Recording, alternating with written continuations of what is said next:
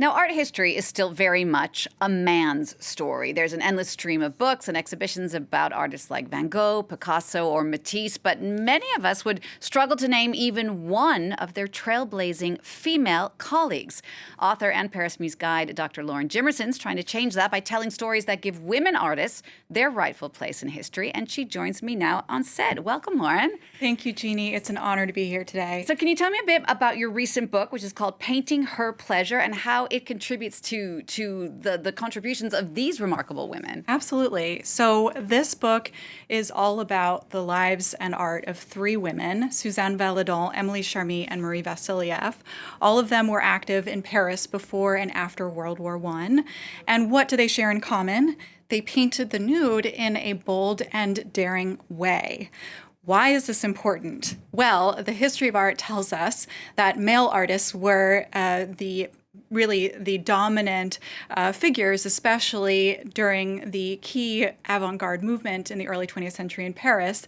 And the nude was a subject that was very important for them to assert their innovation and agency. So here we have an example of three artists, three female artists in this case, who are doing just that. And that is really dismantling the myth that it was male artists solely who advanced modern art. In fact, there were women who are part of the story too. All right, so today we're going to focus on the first of these three women. Her name is Suzanne Valadon. Just start by telling us a bit more about who she was. Absolutely. So Suzanne Valadon was born in 1865 in a very small town outside of Limoges. She moves to Paris with her mother as a child, and they lived in Montmartre, where she grew up.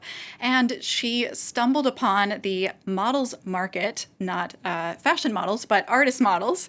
And she, the story goes, whether it's true or not, was the first artist to pick her out was Puvis de Chavannes. So she modeled for Puvis de Chavannes, for Renoir, for Toulouse-Lautrec, and then she made this amazing transformation where she became an artist in her own right. And we're looking at a very early self-portrait, one of the first works that we have that she ever made. So self-portraiture was very important for her from the very start.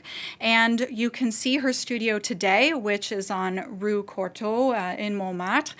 So this is where she lived and worked, and it's just been renovated. And so it's a beautiful place to visit. She's been forgotten for half a century, and now she's receiving the attention that she deserves with international exhibitions at the Pompidou in Metz, at the Barnes Foundation in Philadelphia, and then in my book, Painting Her Pleasure. So tell us a bit more about her story. I mean, I imagine for the day it was very difficult to go from being an artist model to an artist. How did she do that? This is really, one might say, an impossible transition, but she was very smart by learning, by watching the artists paint her as she posed. So she was able to gain a lot of experience and knowledge without ever going to art school, without ever really having any formal training at all. She observed artists directly painting her, and then she became familiar with this artistic process of how we transform the naked body into a work of art, into an idealized nude.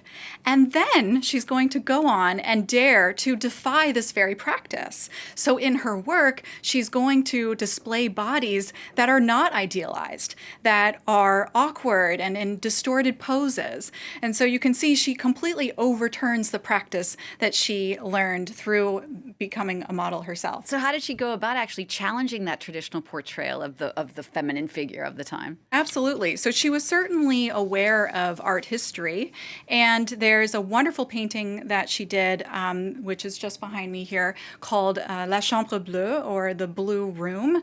And this painting is quite a statement. This is a bold statement for an artist who is really coming out there and saying, this is a new kind of woman.